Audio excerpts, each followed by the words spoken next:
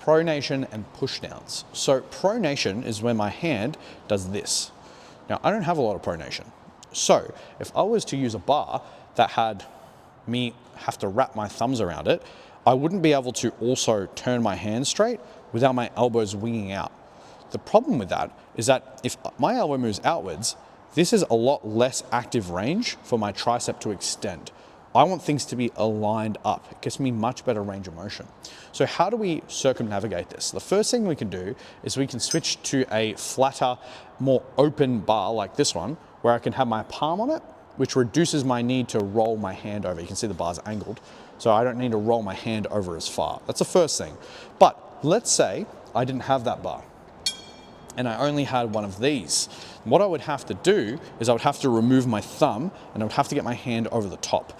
Both of those things will reduce the amount of pronation that required for me to do that exercise. But let's say you can't make that happen. Maybe your forearms are just really tight, or maybe the implement that you have access to just doesn't work very well. What can we do?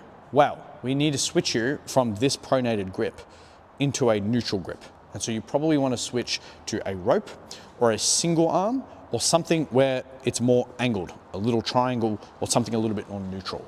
Those will solve that problem. It is something that you're not going to be able to force your way through, and it's very likely that your triceps are heavily suffering if you cannot achieve that simple position.